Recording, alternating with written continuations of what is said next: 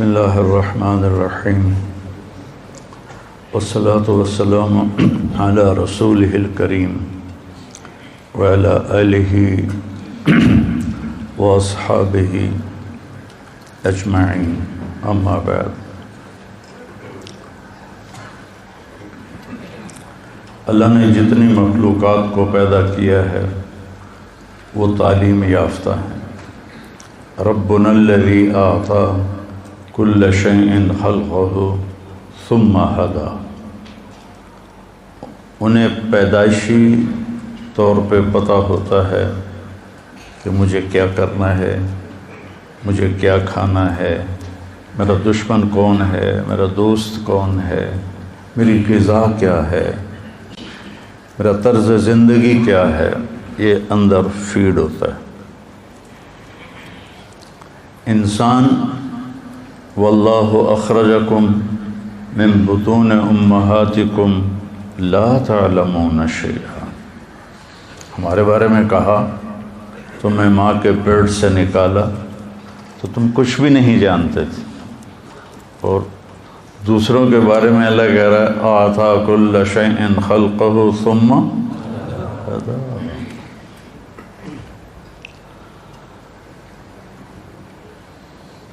کتا دوڑتا ہوا آئے گا نا، سامنے پانی کو دیکھ کے رفتار نہیں روکے گا، دڑم چھلانگ لگائے گا کہ اس کے اندر فیڈ ہے کہ میں تیرنا جانتا ہوں۔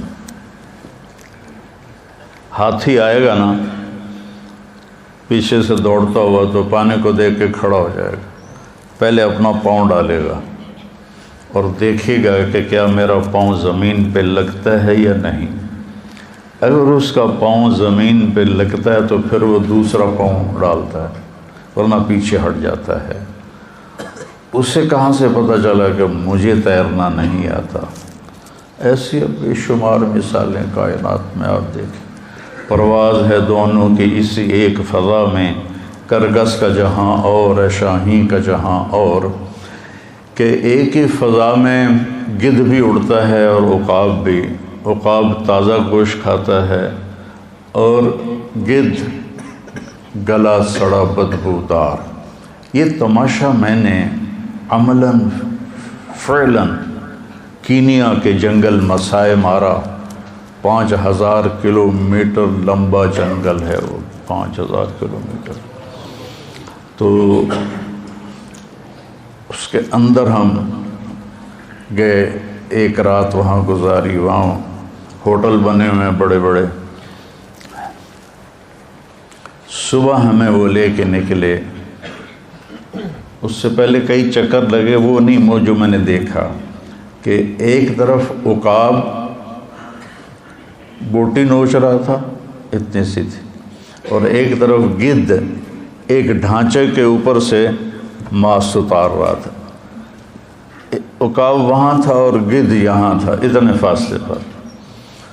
تو اس وقت مجھے اقبال یاد آئے، کرگس کا جہاں اور ہے شاہین کا جہاں اور۔ تو عقاب کیوں نہیں سڑا ہوا گوشت کھاتا، اور گدھ کیوں نہیں تازہ گوشت کھاتا؟ یہ میں آپ کو مثالیں دی ہیں۔ انسان جاہل ہے، اس سے کچھ نہیں پتا۔ میں نے اپنی آنکھوں سے کلپ دیکھا، ایک زرافہ نے بچہ دیا۔ کتنا بڑا ہوتا ہے زرافہ؟ تو جب ہم لینڈ کر رہے تھے مسائے مارا میں، جنگل کے اندر 6 ایئرپورٹ بنے ہوئے ہیں، 6 اور کچے ہیں، اور ہر ایئرپورٹ کے ساتھ ہوٹل بنے ہوئے ہیں۔ تو ایک زرافہ سیدھا ہمارے جہاز کے سامنے کھڑا تھا، اڈی اچھی گردن ہوتی، میں کہ ویچنا ٹھوک جاوے۔ تو وہ خیر جہاز کی آواز سن کر وہ ادھر ہو گیا۔ تو میں نے دیکھا اس کی مادہ نے بچہ دیا، وہ کوئی 6 فٹ کی اونچائی سے گرتا ہے۔ وہ گرا اور تھوڑی دیر ایسے ایسے کرتا رہا، اور پھر ایک دم اٹھا اور جا کے ماں کے تھنوں کے اوپر پہنچ گیا۔ یہ علم کہاں سے آیا پیدا ہوتے؟ تو انسان کی فطرت میں غلط اور صحیح دونوں ہیں، اور انسان کی موت کے بعد ایک زندگی ہے، وہاں بھی ایک خوفناک انجام ہے، ایک بہترین انجام ہے۔ یہ انسان اپنی طاقت سے نہیں سمجھ سکتا، تو اللہ نے 1,24,000 انبیاء کو بھیجا، اور سب سے آخر میں اللہ نے ہمارے نبی پاک صلی اللہ تعالی علیہ وسلم کو بھیجا۔ کوئی نبی چھوٹے خاندان میں پیدا نہیں ہوا، ہر نبی عالی شان خاندان میں پیدا ہوا۔ غربت امارت دونوں چلی، بادشاہت بھی چلی، لیکن کوئی نبی ایسا نہیں جو کسی چھوٹے خاندان میں پیدا ہوا۔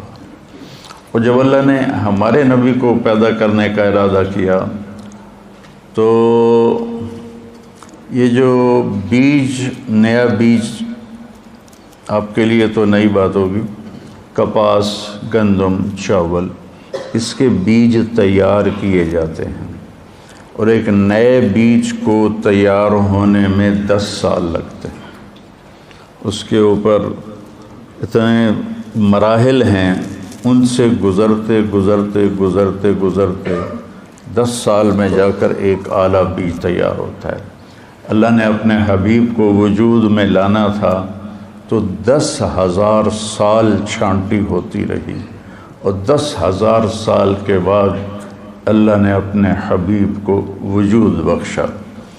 تو آپ نے فرمایا ان اللہ تخیر القبائل فاختار العرب، سارے قبائل کو دیکھا، عرب کو چھانٹا۔ ثم تخیر العرب فاختار مضر، پھر سارے عرب کی چھانٹی کی، اس سے بھی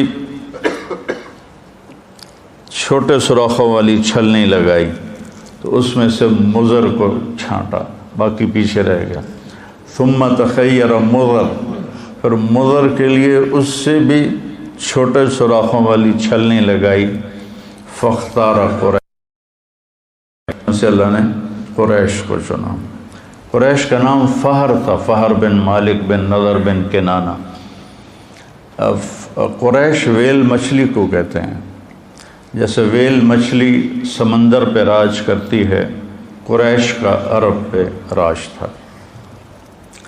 ثم تخیر قریش، پھر قریش کے لیے اور باریک چھلنی لگائی، فاختار ہاشم، اس میں سے اللہ تعالیٰ نے ہاشم کا انتخاب کیا۔ ثم تخیر بنی ہاشم، ثم تخیر ہاشم، پھر اللہ تعالیٰ نے اور باریک چھلنی لگائی، اور اس میں سے صرف ایک ہستی وجود میں آئی۔ ثم تخیر بنی ہاشم فاختارنی، پھر اللہ نے بنی ہاشم کو چھانٹا تو اللہ نے مجھے پسند کیا۔ انا خیرکم ابا و نفسا، مجھ سے عالی شان نہ کسی کا نسب ہے نہ کسی کی شرافت۔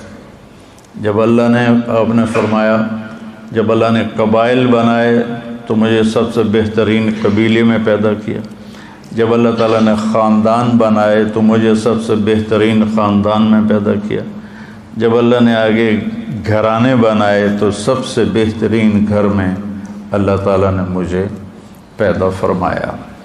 تو ایک دفعہ عربوں نے بنی اسرائیل پہ حملہ کر دیا تو ان کے نبی ان کے لیے بد دعا کرنے لگے، تو اللہ نے فرمایا کہ بد دعا نہیں کر سکتے، اس میں میرا آخری نبی آنے والا ہے، ان کے لیے بد دعا کے لیے ہاتھ مت اٹھاؤ۔ تو اللہ تعالیٰ نے آپ کو خاندان کے لحاظ سے سب سے عالی نسب، حضرت معاویہ رضی اللہ عنہ سے کسی نے پوچھا کہ آپ لوگ زیادہ بہتر تھے یا بنو ہاشم؟ تو انہوں نے فرمایا کننا شرفاء و ہاشم اشرف۔ سمجھ گیا نا؟ کننا اشراف و ہاشم اشرف، ہم شریف تھے اور وہ شریفوں کا سردار تھا۔ کننا اشراف و عبد المطلب اشرف، سمجھ گئے؟ ہم شرفاء تھے اور عبد المطلب شرافت کا بھی سردار تھا۔ کننا اشراف و ابو طالب اشرف، ہم شرفاء تھے، ابو طالب شرافت کے انتہا پر تھے۔ ثم جاء محمد فلم یترک لأحد شرفا، پھر اللہ کے نبی آئے تو پھر کسی کے لیے کچھ نہ بچا۔ ایک بنو امیہ کا حامی مدینے میں اور ایک بنو ہاشم کا حامی آپس میں بحث کر رہے، جیسے وہ کہہ رہا تھا بنو امیہ زیادہ بہتر ہیں، دوسرا کہہ رہا تھا کہ بنو ہاشم زیادہ بہتر ہیں، کہ چلو ٹیسٹ کرتے ہیں، تم جاؤ بنو امیہ کے پاس کوئی پیسے مانگو، میں جاتا ہوں بنو ہاشم کے پاس، میں بھی پیسے مانگتا ہوں، پتہ چل جائے گا کون بڑا سخاں۔ یہ ٹیسٹ ہو رہا تھا کہ زیادہ سخی کون ہے، زیادہ سخی کون ہے۔ تو بنو امیہ کا جو حامی تھا وہ 10 سرداروں کے پاس گیا کہ مجھے پیسے چاہیے، تو 10 ہزار سب نے دیا تو 1 لاکھ ہو گیا۔ تو جو بنو ہاشم کا قائل تھا وہ گیا عبداللہ بن جعفر کے پاس اور حسن بن علی رضی اللہ تعالیٰ عنہما کے پاس اور عبید اللہ بن عباس کے پاس، حضرت عبداللہ بن عباس کے چھوٹے بھائی، کہا جی میں ضرورت ہے، مجھے کچھ چاہیے۔ تو انہوں نے پہلے نے 1 لاکھ دیا، دوسرے نے 1 لاکھ دیا، تیسرے نے 1 لاکھ دیا۔ وہ 10 سے 1 لاکھ لے کر آیا، یہ 3 سے 3 لاکھ لے کر آیا۔ تو بنو امیہ والا کہنے لگا ٹھیک ہے میں ہار مان گیا، بنو ہاشم سب سے اعلیٰ ہیں، سب سے زیادہ سخی ہیں، چلو واپس کریں پیسے۔ تو بنو امیہ والا گیا ان سرداروں کے پاس کہ جی وہ ہم تو ایسے ہی ٹیسٹ کر رہے تھے، ہم کوئی ضرورت نہیں ہے تو آپ یہ لے لیں۔ ہم نے کہا ٹھیک ہے دے دو۔ تو 10 کے 10 نے وہ پیسے واپس لے لیے۔ لیکن جب وہ گیا ان روشن چراغوں کے پاس تو انہوں نے فرمایا کہ اہل بیت کے گھر سے جب کوئی چیز نکل جاتی ہے واپس نہیں آتی، جاؤ تمہیں ہدیہ۔ تو اس طرح اللہ تعالیٰ نے لَقَدْ جَاءَكُمْ رَسُولٌ مِّنْ أَنفُسِكُمْ عَزِيزٌ عَلَيْهِ مَا عَنِتُّمْ حَرِيصٌ عَلَيْكُمْ بِالْمُؤْمِنِينَ رَءُوفٌ رَحِيمٌ۔ اور اس کو یوں بھی پڑھتے ہیں، ادھر افریقہ میں گیا، وہ کون سا ملک تھا، موریتانیہ۔ لَقَدْ جَاءَكُمْ رَسُولٌ مِّنْ أَنفُسِكُمْ، نفیس، انفسکم منکم، تمہارے درمیان۔ تو اللہ تعالیٰ نے 10,000 سال چھلنیاں لگاتے 22 اپریل 571 عیسوی اور 12 ربیع الاول اور اصحاب فیل والا سال اور ہمارے ہندوستان کا کیلنڈر 1 جیٹھ 628 بکرمی پیر کی صبح 4:20 پر اللہ نے آپ کو دنیا میں بھیجا۔ تو 4:20 میں کیوں کہتا ہوں کہ میں نے مکہ میں 22 اپریل کی صبح صادق دیکھی، اب تو کیلنڈر چھپے ہوئے نا، تو اس میں 4:20 تھا۔ تو علامہ سلیمان منصور پوری رحمہ اللہ تعالیٰ نے جو رحمۃ للعالمین لکھی ہے، انہوں نے بھی 4:20 اس میں لکھا ہے، میں نے وہیں پڑھا، بہت پرانی بات ہے۔ پھر میں نے اس کی تصدیق کی کیلنڈر سے، تو وہ آپس میں مل گیا۔ تو جب آپ پیدا ہوئے تو نوشیروان نے ایک محل بنایا تھا، اس میں پوری پتھر کی اینٹیں نہیں تھیں، پوری چٹان کو کاٹ کے وہ بنایا تھا۔ تو اس کے 14 بڑے کنگرے برج دھڑم سے ٹوٹ کے نیچے گرے، اور 1000 سال سے کسرا کے دربار میں آگ جل رہی تھی، 24 گھنٹے جلتی تھی، اود کی لکڑی سے آگ جلائی جاتی تھی، وہ ایک دم بجھ گئی، اور دریا اور بحیرہ ساوا اس کا پانی ایک دم خشک ہو گیا۔ تو نوشیروان ڈر گیا کہ یہ کیسے گر سکتے ہیں، تو اس نے کہا کسی کو بلاؤ جو آسمانی کتابوں کا عالم ہو۔ تو ہیرا عراق کا شہر ایران کے قبضے میں تھا، وہاں عبد المسیح ایک بڑا عیسائی تھا۔ جب ہیرا کا محاصرہ ہوا، وہ باتوں سے باتیں جڑ جاتی ہیں، تو حضرت خالد بن ولید امیر تھے، تو عبد المسیح آیا کہ ہم لڑتے نہیں، ہم سے صلح کر لو، اگر صلح نہیں کرو گے نا تو یہ زہر ہے، سم ساعتن، 1 منٹ میں آدمی کی جان لے لیتا ہے۔ خالد بن ولید نے پوچھا یہ کیا ہے؟ کہ یہ سم ساعتن، کہ 1 ساعت سے مراد یہاں گھنٹہ نہیں، ایک گھڑی، کہ 1 گھڑی میں یہ انسان کی جان لے لیتا ہے۔ تو خالد بن ولید نے کہا دکھاؤ، اسے دکھایا، تو انہوں نے اس کا ڈھکن کھولا، بسم اللہ الذی لا یضر مع اسمہ شیء فی الارض ولا فی السماء وهو السمیع العلیم۔ صحابہ بھاگے روکنے کے لیے، لیکن ان کے پہنچنے سے پہلے وہ سارا پی گئے، اور ان کو تھوڑا سا پسینہ آیا اور ٹھیک ٹھاک۔ تو عبد المسیح کہنے لگا جب تک تیرے جیسے لوگ موجود ہیں تمہارے اس سیلابی ریلے کو کوئی نہیں روک سکتا۔ تو یہ عبد المسیح کا واقعہ مجھے یاد آ گیا ہیرا کی وجہ سے۔ ہیرا سے اس کو بلایا، اس نے کہا جی میں تو اتنا نہیں جانتا، میرا ماموں ہے شام میں رہتا ہے، اس کا نام ہے سطیح، تو میں اس کے پاس جاتا ہوں۔ تو اس کو بھیجا، تو وہ سکرات میں تھا، موت کے علامات ظاہر تھیں، تو اس کو ہلایا کہ یا خال یا سطیح، مامو جی میں عبد المسیح ہوں۔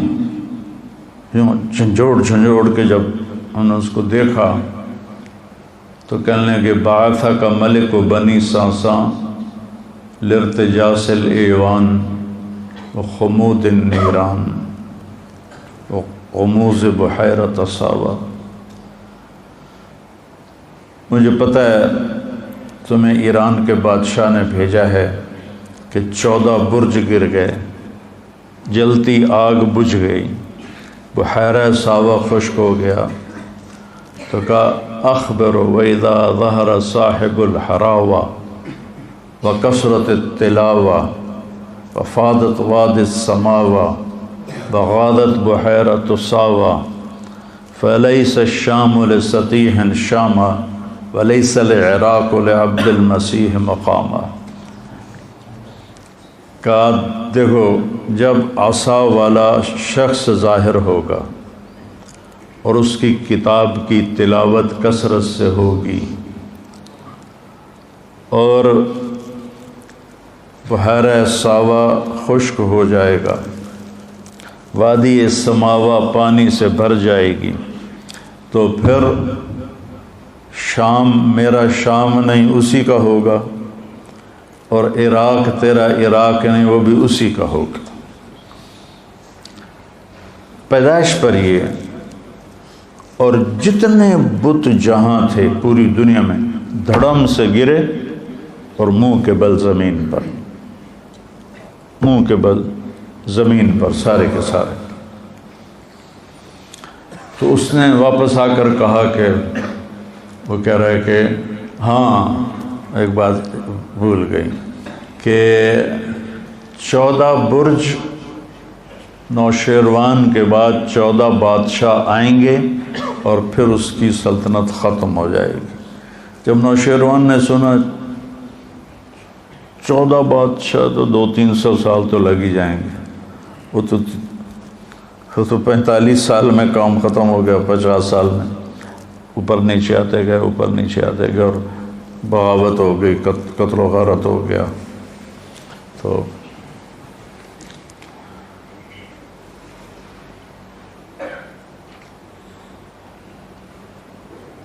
جب آپ پیدا ہوئے تو بچے کے ساتھ گندگی ماں کے پیٹ سے نکلتی ہے، تو ایک قطرہ گندگی کا باہر نہیں نکلا۔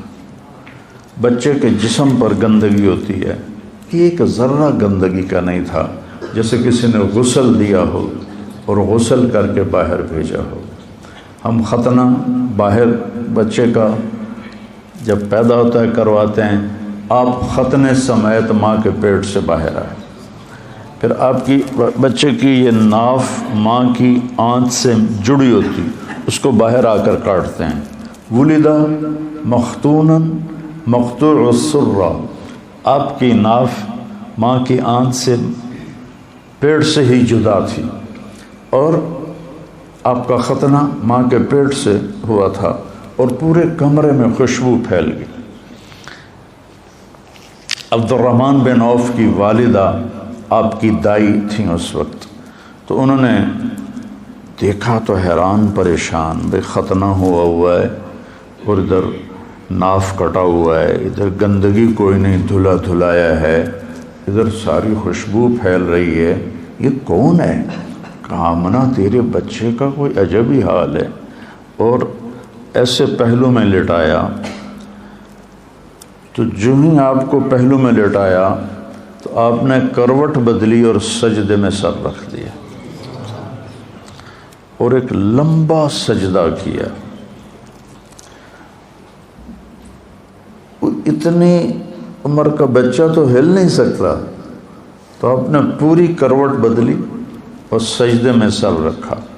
لمبے سجدے کے بعد یہ ہاتھ کا سہارا لیا اور اپنے سینے کو یوں اٹھا لیا جیسے کوئی مضبوط بچہ اٹھاتا ہے، ایسے اٹھایا، اور پھر اس انگلی کو، اس ہاتھ کو اوپر کیا، اس انگلی کو سیدھا کیا۔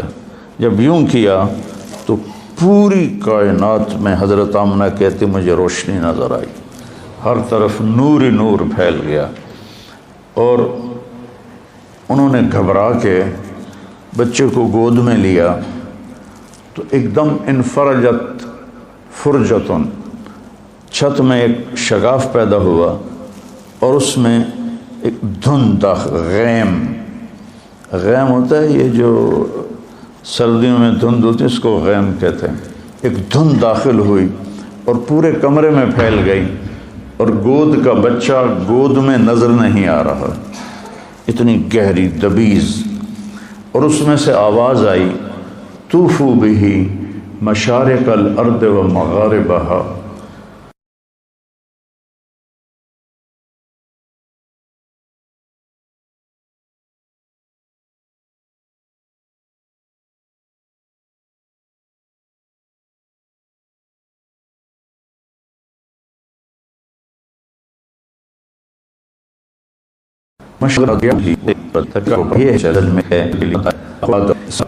اور شیش کی معرفت دو، وشجاعت نوح، اور نوح علیہ السلام کی شجاعت دو، وخلت ابراہیم، ابراہیم علیہ السلام کی دوستی دو، واستسلام اسماعیل، اسماعیل علیہ السلام کی قربانی دو، وفصاحت صالح، صالح علیہ السلام کی فصاحت دو، وحکمت لوط، اور لوط علیہ السلام کی حکمت دو، وحب دانیال، اور دانیال علیہ السلام کی محبت دو، وشدت موسیٰ، اور موسیٰ علیہ السلام والی شدت دو، وجہاد یوشع، یوشع علیہ السلام والا جہاد دو، وطاعت یونس، یونس علیہ السلام کی اطاعت دو، ولحن داود، اور داؤد علیہ السلام کی مٹھاس دو، میٹھا وہ آپ کی جو لحن تھا، لحن داودی، وہ دو،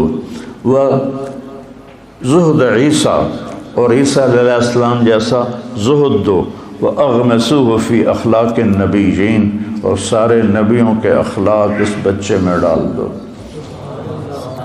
پھر ایک دم بادل چھٹا اور آپ گود میں تھے، اور آپ کا چہرہ سے نورانی منور روشن تھا۔ تو عرب کی عادت تھی کہ بچوں کو باہر بھیجتے تھے، ان کے لیے مکہ شہر تھا، آج کے لحاظ سے تو چھوٹی سی بستی تھی، تو وہ آگے پہاڑوں میں بھیجتے تھے، ایک تو زبان فصیح ہو، اس میں کوئی ملاوٹ نہ ہو۔ تو جیسے یہ امارات میں، سعودیہ میں پٹھانوں نے، پنجابیوں نے عربوں کی عربی کا بیڑا بھی غرق کر دیا۔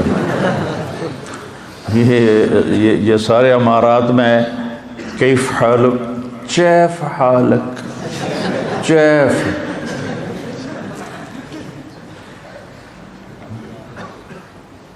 تو وہ کتنے سال مسلسل جاتا رہا، امشی سیدھا، عرب کہتے ہیں، عرب امشی سیدھا۔ شکر ہے نسوار کی عادت نہیں پڑی ان کو۔ اور جو مصری ہیں یہ کاف کو حمزے میں تبدیل کر دیتے ہیں اور جیم کو گاف میں تبدیل کر دیتے ہیں۔ مصریوں کی جماعت تھی، وہ قریب میوات کے گاؤں میں گئی، اس وقت میوات تھا، اب تو سب شہر بن گئے۔ تو وہ بیان میں مصر کا بیان تھا، وہ جنت کو بولے تو کہے الگنہ، الگنہ یرزقنا الگنہ، جو بھی اس کا مضمون تھا جنت کو کئی دفعہ دہرایا۔ تو سامنے دیہاتی بیٹھے تھے، اگلے دن صبح ایک میواتی گنے کی پنڈ اٹھا کے لایا اور کہنے لگا جی یہ رات کو شیخ کہہ رہے تھے گنا چاہیے، گنا چاہیے، تو میں یہ لے کر آیا ہوں۔ تو یہ تمہارے شیخ کے ملک والے نمشو کہتے ہیں، نمشو، دیالو، دیالو، پتہ نہیں دیالو کا کیا مطلب ہے۔ تو اس لیے ایک تو اللہ نے یہ واحد ملک ہے جس میں دریا کوئی نہیں، اتنا بڑا ملک دنیا میں واحد ارض الحجاز ہے، 3 طرف سمندر ہونے کے باوجود دریا کوئی نہیں، اور پہاڑوں کی بناوٹ ایسی ہے کہ مونسون ہوائیں ٹکرا کے واپس لوٹ جاتی ہیں، بارش نہیں ہوتی۔ یہ گویا کہ آخری نبی کے لیے زمین تیار کی جا رہی ہے، اِنَّا سَنُلْقِي عَلَيْكَ قَوْلًا ثَقِيلًا، تو اس کے لیے تیار تو ہونا پڑے گا نا۔ جیسے یہ پہلوان ویٹ اٹھانے کے لیے پھر طاقت لگاتے آگے بڑھتے ہیں، تو ماحول ایسا دیا گیا جس میں مشقت کے سوا کچھ نہ تھا۔ تو قبیلہ بنو سعد سے آئیں وہ خواتین، تو حضرت حلیمہ کی جو ڈاچی بھی کمزور، اونٹنی بھی، اور گدھی بھی کمزور، جس پر وہ اونٹنی پر سامان تھا، گدھی پر وہ سوار تھیں، اور ان کے خاوند ابو کبشہ ساتھ پیدل چل رہے تھے۔ تو اس دن 10 بچے پیدا ہوئے مکے میں۔ تو لینے کے لیے جو عورتیں آئیں سب نے آپ کو دیکھا اور یتیم سمجھ کے چھوڑ دیا، اور باقی 9 لے لیے۔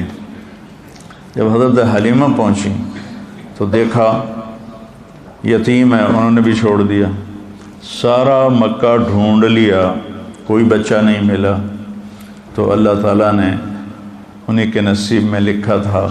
تو ابو کبشہ کہنے لگے کہ حلیمہ خالی گو جانے سے بہتر ہے یتیم کو لے لو، چلو کوئی برکت ہی ہو جائے گی اس کی، کوئی خدمت ہو جائے گی اس کی۔ ایک تو جس سال آپ پیدا ہوئے پوری دنیا میں جہاں انسانیت آباد تھی، اللہ نے ہر ماں کو بیٹا دیا، بیٹی نہیں، ساری دنیا سب کے بیٹے ہوئے، سب کو اللہ نے بیٹے دیے۔ اور دادا نے آپ کا نام رکھا محمد، جس کی تعریف کی جائے۔ ماں نے نام رکھا احمد، جو تعریف کرنے والا ہو۔ ماں کا نام آمنہ، جو امن کی علامت۔ والد کا نام عبداللہ، جو عبدیت کی علامت۔ خاندان کا نام ہاشم، ہاشم کا نام عامر تھا۔ ہاشم اس لیے کہتے ہیں روٹی کو چورا کر کے نا سالن میں، یہ ڈیرہ اسماعیل خان والے صوبت کہتے ہیں، صوبت وہ پرات میں ہے، کوئی ڈیرہ اسماعیل خان کا کہتے ہو نا؟ ہاں، تو وہ